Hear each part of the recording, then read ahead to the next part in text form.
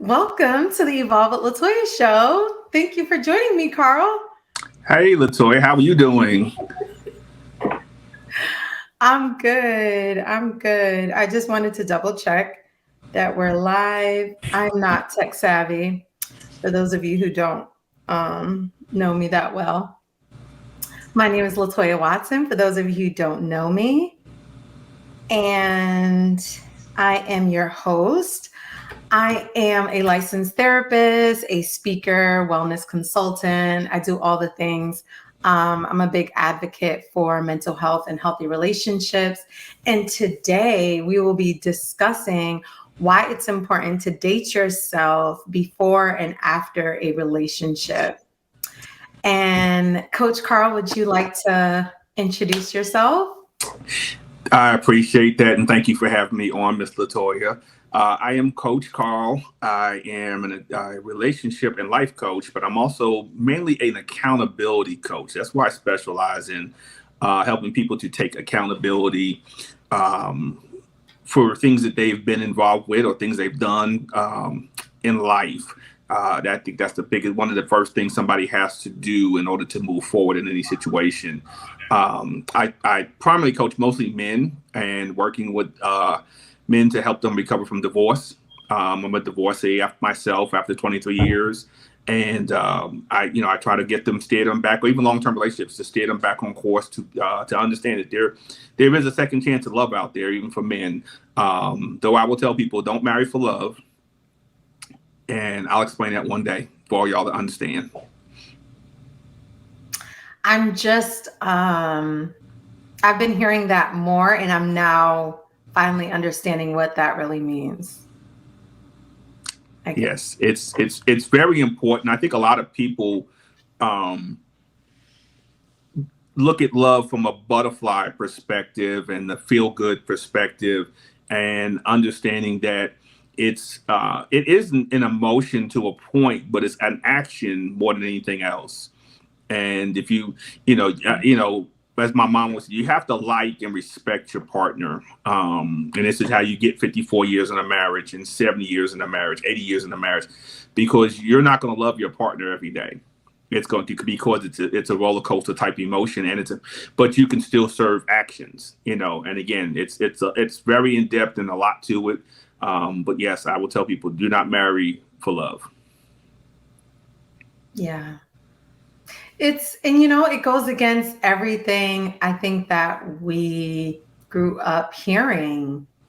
So I know for some people it can be surprising.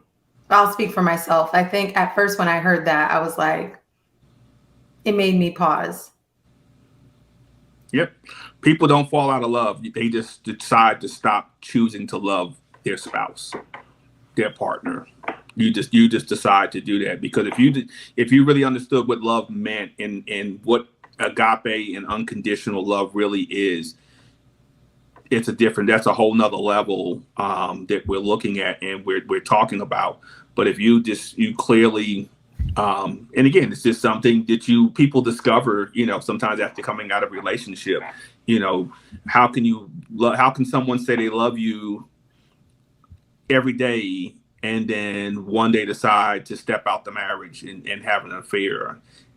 That's not love. And again, and I think some people marry for lust over love, and not realizing what they're missing. So again, that'll be a show we can do one day, really breaking down that part, because I think that's the biggest thing I try to do as a coach, is to do away with the stereotypical stuff that we've been taught, because it's not solid. And there's some things that do flow through from our ancestors that worked, and we've gotten away from those things. But there are some things that have been passed down that need to be burned, burned at the bottom, burned at the root. Burned. Strong word. Strong word. Okay, I'm sorry. I was a little distracted with the background. I'm like, why is the background black? Okay, it's all right. You good? Um, Yeah, I don't want to take us on a tangent, but it's a good point. It's definitely something that we'll have to revisit. Good evening to everybody tuning in. Hello, hello. So let's jump right into it. Carl, do you want to start by sharing what it looks like for you to date yourself as a man, an emotionally available man, emotionally mature, as you call yourself? Go ahead, let's hear Yeah. it. And so you can see the shirt, date you, the date yourself shirt. Um, it's something, and you don't hear a lot of men do it. You hear, you see it, in the social media land. A lot of women press through with that. But for men, dating yourself gives you a chance to rediscover who you are. For me, my journey, like I said, was married for 23 years. Wake up one day to all of a sudden being divorced, and I had to re-navigate the market. And going out there, it was really horrible. I'll just say it that way. To see what was really out there, and the new dating game, the new terms, the new lingo. So, and then I was at the same time, I was like, I don't want the same thing I had because it didn't work. So, in dating myself, I went out. And again, a lot of that was rediscovering myself. I always tell people my story. I lost myself within my marriage because my kids were first. My ex-wife was first. They were always a priority. I never prioritized Carl. And so when I was dating myself, I became the priority. I was the focus. I focused on me. How did I feel when I went out to this place? How did I feel when I went to this place? Do I still like doing these things? Do I still want to continue to do that? So I was rediscovering, and in some cases discovering myself at the same time. I was also getting rid of excess waste of things that no longer made Carl happy, no longer were vital to my life and what I wanted. So was able to so I would go out different restaurants. I'd go to the movies by myself. I'd go to a sporting event by myself. I'd golf by myself. I'd go to a cigar lounge. Whatever I wanted to do, I did by myself. And I wasn't going looking to be entertained by anybody. I was looking for somebody to score phone numbers. I literally would refuse drinks. I literally refused women handing me their number because that's not what I wanted. I wanted to discover me, and I wanted to enjoy myself, through that process so that I could prepare myself and be healthy for the relationship I desire. Yeah. I was just jotting down some notes, discovering yourself. And do you feel, because I'm wondering, I think it may be a little easier for men to go on dates alone than women. What are your thoughts about that? Um, I don't know. It just depends on what angle you're looking at it from. I think that's I think that's how that comes about. I do think men can go out and just go do what they want to do, go grab a burger or whatever they want to do. And again, I think a lot of it only pertains because most men, I don't want to say most men are loners, but most men kind of run in such small circles and packs of guy friends that a lot of times everybody's not readily available.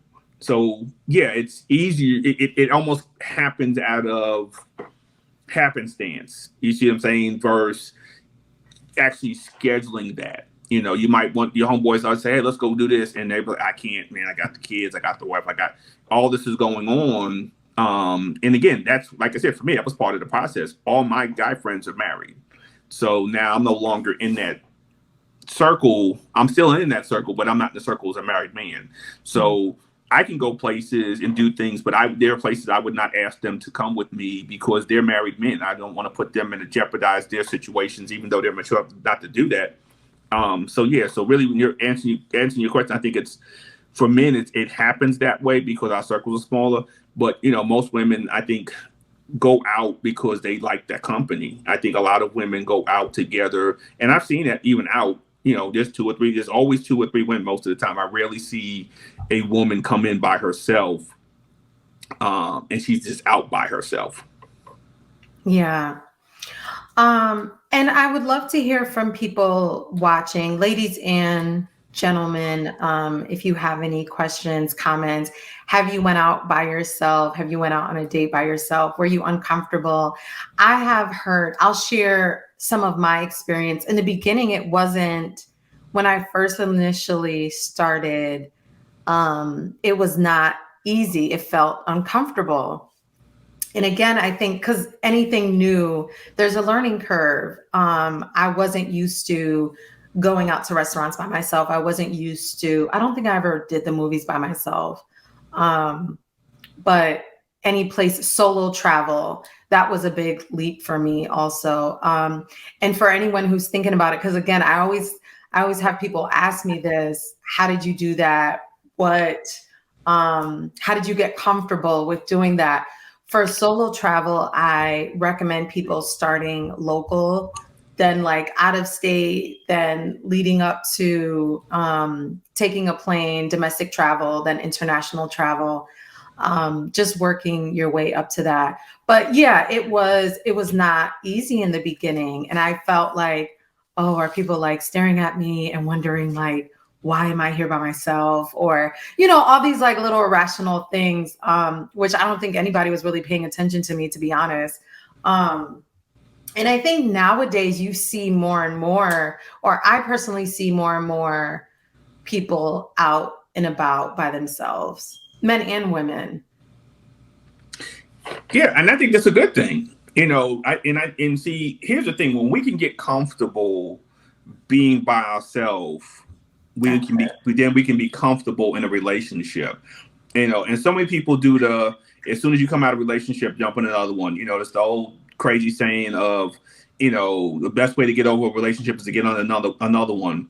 And that's why relationships are not working today. That's why people's marriages are not working. There's people who are getting divorced on Sunday and married on Wednesday, to somebody else. And they think, oh, well, I've been dating them since I was married, but you never took you never took time to heal, and that's a problem. So again, and this is, I think, how that term hurt people.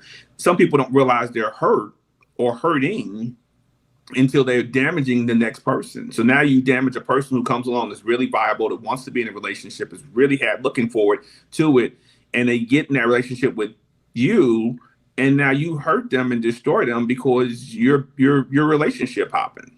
I think there's some people who Relationship hopping, you said? relationship hopping. Yeah, Oh, I haven't heard of that. yeah, some people change relationships more than they change their underwear. So it's unfortunate.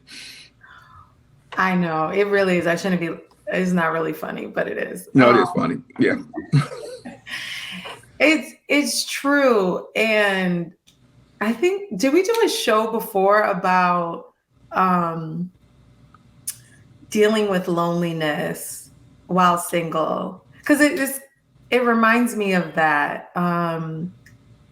Yeah, we did a DVD show on that. We did do one with that, but that's exactly what that is, though. Because yeah, that's the root of it. It's difficult for many people to be alone, not even just going out alone, but not being in a relationship with anyone. Yeah, sometimes it stems from abandonment as a young child. There were things that they weren't able to get. There were some people who in the instance of the other side, who have never been told no, type of thing. So they feel like I should always be able to be in a relationship. It should never be a no, because my daddy said no man should turn me down. And so here's an issue. So when you finish up one relationship, well, it's his loss. But if you haven't taken time to look in the mirror, and I always tell people this: I don't care when a relationship fails, it failed because of both people. I don't care if you played a 5% role or a 50% role in the relationship failing. You have to take a look in the mirror and reflect. And that was something for me I had to do, and say, what could I do better? For me to become a husband again, what were the things that I saw I fell short on, or I could understand better or do better, and do this process of dating myself and reading and coming my relationship closer to God and is understanding different stuff, I understood, okay, some things I was doing as a husband was wrong. And in the sense of wrong is what society says is right. So I had to unlearn those things going forward now. And I think a lot of people don't take time to do that. They just continue to jump into the next relationship thinking, okay, it was their fault that the relationship ended. I gave them everything. I did everything, but is what you're doing right? Because society says that's right. Well, no one, and I always say this, I say this a lot, especially when working with college students and on college campuses. I always say, no one ever taught most of us how to be in healthy relationships.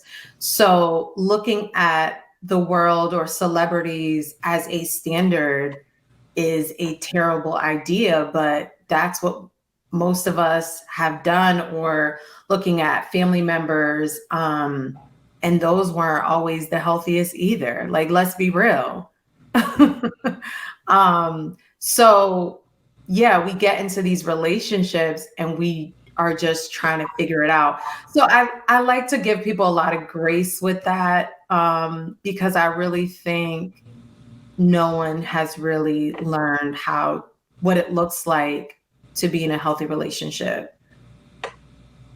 I know you're Mr. Accountability. You want to hold people accountable. I'm like, Yeah, I mean, I understand the grace part of it. I do. But if you're doing the same thing and all your relationships are ending either the same way or ending, and you can't maintain a relationship, at what point do you stop, take a step back, and say, I need to take some time away from the dating pool and revisit what I've been doing? What am I, what I, and again, it's not what you're, it's not the whole, I know someone, I'm not going to accept this, I'm not going to accept that. We get all that. But what is it that causes you to continue to attract the same type of people? What is it that causes you to maybe hang in a relationship longer than you need to? And I'm not talking marriage. I'm talking just dating. In that marriage, marriage is different when you talk about hanging into a relationship, trying to make things work. But what's causing you to do those things? And so that's where the accountability has to come in. And you can have grace with the accountability. You can have accountability with grace. So you just right. It's just, but it's a willingness to say, because everybody changes different. Everybody processes things at a different speed. Some people might be an iPhone. Some people might be a slow Droid. So a slow droid. Android, yeah, slow Android. No. So they may process at different speeds. So again, that's why I say there should be grace with accountability, but you're working towards it. And again, that's why I said I think a lot of people don't. I was even to the point, and I shared it. I'll share a lot of stuff I did. I was even to the point though. I had a whiteboard, and I wrote down the things I liked. And I started crossing those things off. Things I started doing that I started to enjoy, I did. I added to the whiteboard. Things that I realized I needed to change and focus on, I put on the whiteboard. So huge whiteboard in my bedroom, and every day I got to see this. And I'd look at it, and I'd look at the board, and if it really didn't make sense or was something I thought I didn't need, I just erased it. And that's, I think, a process I think a lot of people are not unwilling to take because it's hurtful. And it's painful. And that's part of that process. When you're dating yourself, you start to discover this stuff, but it's hurtful and painful when you realize, you know what? Maybe I did play a bigger role in these past relationships ending. Maybe I am the reason why he left me and my marriage is over. Or she walked away. But we can't get there without the accountability piece. But that doesn't come till you spend time alone. Yeah, there's so much gems there. I want to pause because I do want to write in the comments, and I don't understand why I can't type in the comments on the platform. It's saying I can't post. I'm annoyed with that.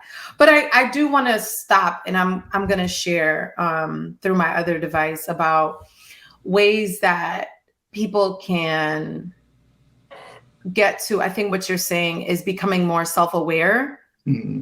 That's really important. In order to take accountability, we have to become self-aware. And I think becoming self-aware is challenging for many people. I would say for most people. We know the statistics, we've talked about it before offline, is like 85% of people in the world lack self-awareness. So yeah, I want to pause and put that in the comments. And yeah, becoming self-aware, I think for me personally, what started my journey is going through a painful experience. And that really forced my eyes to open up and look inward at how did I get here? What role did I play? And everybody doesn't go through that same experience. Like somebody can go through a really painful experience, but not look inward. They'll just look outward. So any thing that you want to add on what helped you start to become more self-aware? It was, like I said, when you're sitting and taking time, and I had to make an adjustment too, like I said, because I had my sons with me, I had full custody. So that was also another venture in this process for me. Two boys growing into young men, and I'm having to realize, how do I keep their family being torn apart in perspective with that?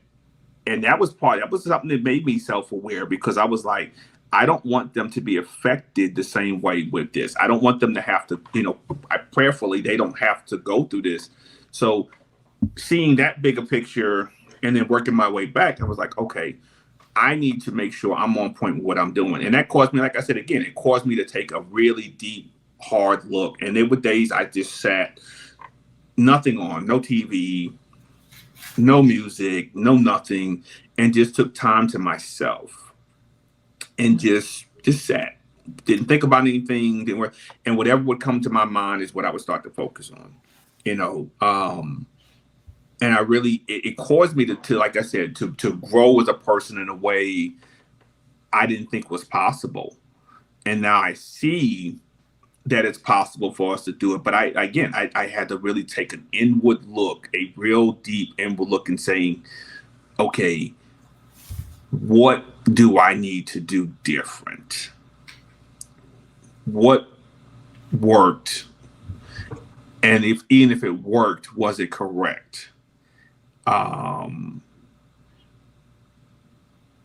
I had to get over the fear of worrying about people saying, "Oh, well, you're so and so. How can your marriage fail?" Or I had to get over the fear of what people thought of me going through this process. Being out and about, and, "Oh, I'm so sorry your marriage ended." I had to push myself through those things to go out. And again, the more and more I did it, the more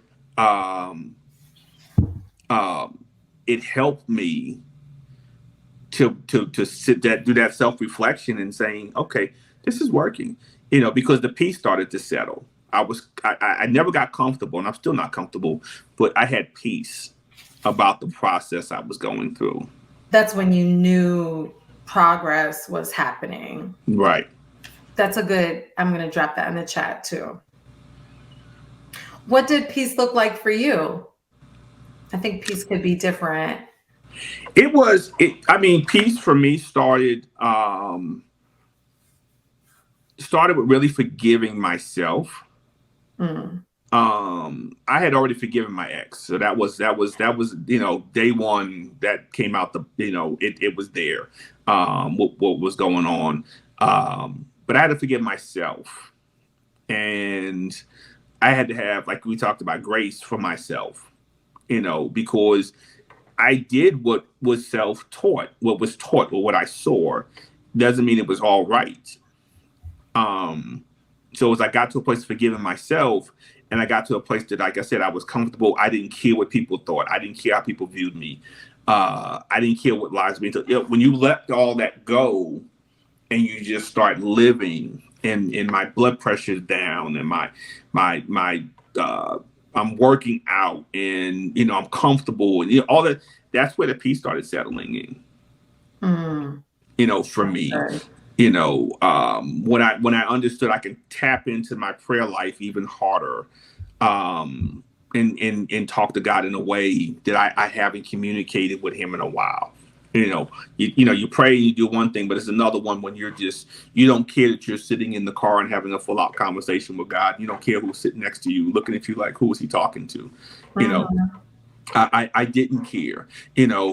Peace for me was the willingness to be able to shed tears in front of other grown men that I was hurting. See, that was peace, because I wasn't worried what they thought. And if they weren't a brother or a true friend, then they didn't need to be in my circle anyway. Yeah. That's good. That's good. You said a lot. I was trying to get down some gems for the people in the chat, for people who are watching. I would love to hear feedback from people who are watching, or any questions that folks have. I think we may hear a little bit, there may be more silence on this topic, because in being self-aware, looking inward is difficult. Like you were describing, taking a look at your flaws, taking ownership is challenging. And yeah, but I think on the other side of it, like you were saying, there's so much what peace looks like for me. I think a lot of what you shared, very similar. The grace is huge, forgiving myself, not being so critical, huge signs, and feeling good and confident and competent. Is really signs of progress. And so it really is worth it. I know it's a struggle for folks to get to a place of being comfortable being alone. Want to share a couple other things before we go to the next part. But just, I guess, going back, Carl, to how to get people more comfortable with being alone. That I'm not even sure where to start with that. I think part of it, like you said, people do have to take accountability. You have to have a desire to want to sit by yourself. No one can force you to do that, right? Right. Yeah. I mean, I went to the mountains. I went up to the mountains on the weekend and just packed what I needed and just went. I went to the beach and I spent time. And again, a lot of people do these things and they're like, oh, I'm out here so I can get my vibration level to where I want it to be at, or I'm trying to zen back in, whatever, all these new terms, and they're out here. Some have been out here for a while, and it's just like, okay, that's the same thing I was doing. I was trying to recalibrate myself. I was trying to find myself, and figure out what works. And I think a lot of people, like I said, again, there was no posting of it. I wasn't on social media. Oh, I'm at the beach enjoying the tranquil scenery and I'm eating a seafood boil, and nobody knew where I was at. See, when you can shut. Did I post? Do what? No. I would post after the fact, I think. Well, I mean, right. But you got people posting while they're there, this and that. And I agree. But for me, it was nobody to know that I was taking that time to connect more with God, taking that time to connect with myself. So everybody's different, and I think that's the struggle. I think for a lot of people is, they can't, you know, they can't separate from social media. So how are they even going to separate from their friends to go somewhere and really do it the right way? Yeah, that's another. Social media, I think, also was created to be so addicting, right? And to be a distraction. Um, so yeah, I personally, and I encourage other people to do this. This has helped me evolve. Having social media limits, it's life changing. I think, and I set it pretty low. I set it like an hour a day for all social media platforms, not an hour each. And I mean, I usually go over and you're able to, it'll say like ask for more time. You put your code in. If you're an iPhone user, it's under settings, search for it. I'm not sure about Android. I'm not a Android user, sorry. Or a slow droid. What did you call it, Carl? Slow droid. Yeah. Yeah. But yeah, I encourage people to that is a good place to start with trying to cut back on social media. And yeah, the social media is really, but you can date yourself even if you want to be connected with social media. But I get what you're saying. Doing the deeper self-discovery work does take time to disconnect. And I think I did disconnect more in the beginning. On a side note, I'm not saying that I'm not trying to still date myself, but I'm in a phase where I've done enough of that. I'm like, God is preparing me to be a wife. So I'm just trying to be found. I'm just not. But just not found by Boaz, right? Yeah, right. I don't like that story. He died. That'll give them something to go look at later on, right? But no, my Isaac is coming, but not Ishmael. No, not Ishmael. No, he wasn't the promise. You're getting me distracted. You have me distracted. So yeah, going back to before the social media limit piece, I wanted to share about. Could you try again? Oh God, my watch is going off. I wanted to go back to helping people get more comfortable with dating themselves. So a few things that I want to share, some things that I did go to conferences by myself. So and that helped me get comfortable because I traveled alone, but where I got to my destination, I was with other people. So still having some time alone, but also being around other people was, I think, a good transition for me. So for people who are maybe a little hesitant, that is a good idea. Going to a conference alone, you'll meet more people there. I also met a lot of people traveling alone, going to conferences, where else did I go? I used to go to I visited other churches in other states. I don't know. I did a lot of stuff. Solo travel. I did do some travel groups so I traveled alone, but then met up with other women. So I went to Israel and I went with a travel group and I didn't know anybody, which was it was a good experience overall. I have personal preferences about travel groups, but that's for another day. But yeah, so those are a couple of things that I encourage ladies. I think men may not be as I don't think men do as much traveling in groups, would you say, Carl, or solo travel? Well, men are traveling more. Don't even bring up the Passbook Bros. Yes, do it, bros. Yes, do it for us.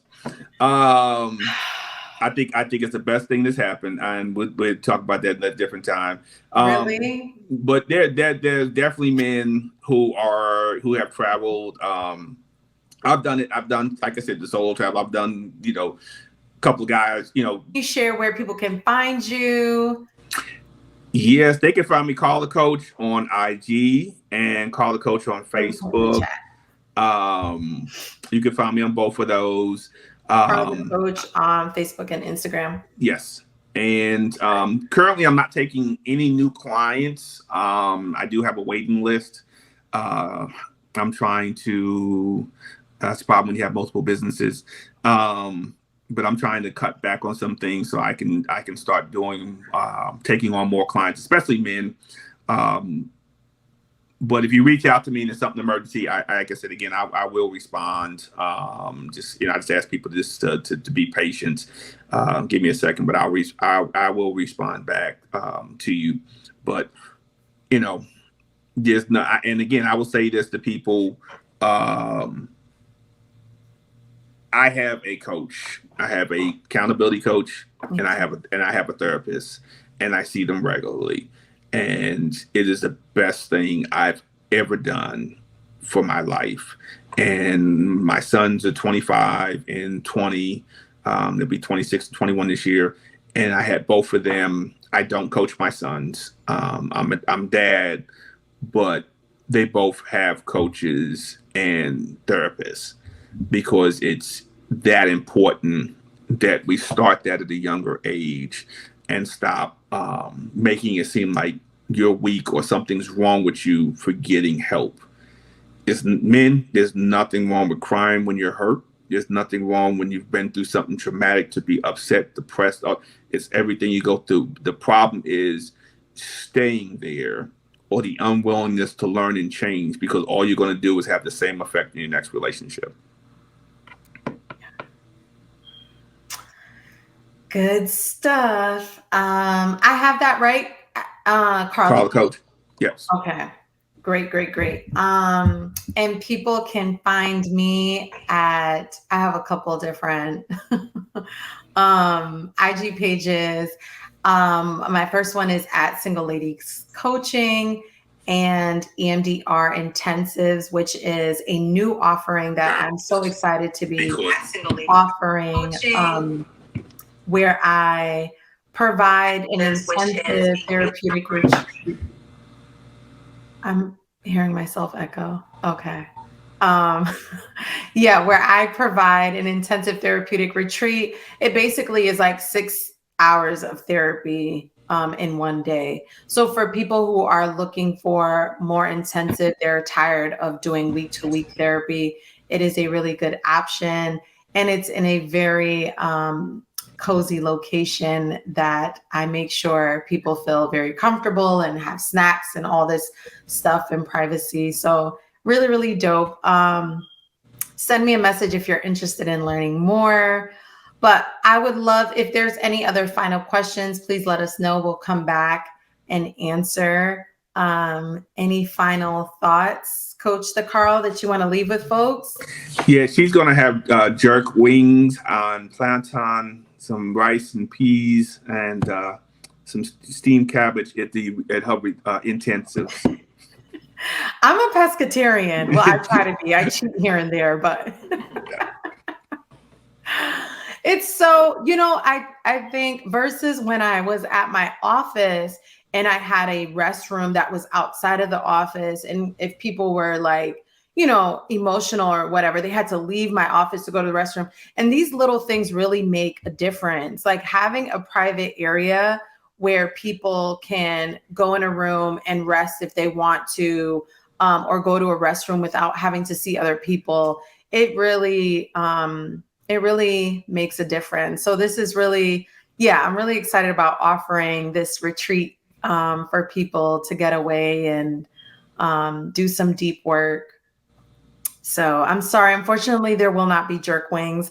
I'll be offering different type of appetizers, and you can't be having all this heavy food while you're trying to heal. Food is good for the soul.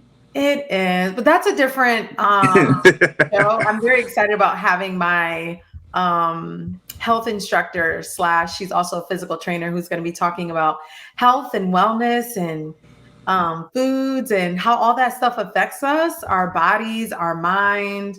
So I'm looking forward to seeing that. Fun. Oh, and yeah, and lastly, and later on this year, I will be releasing my new show, Oh, Cooking and Coaching with Carl. So I'll be preparing many of my special delicacies live and taking questions for coaching in different situations live with that. So that will be coming later on this year.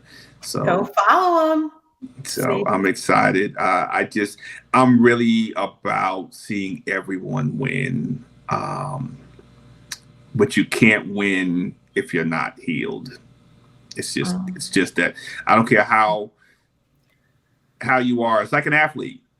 If you got an injury and you want to win, there's no way you're going to win. Get out there and win and do your best until you heal from that injury.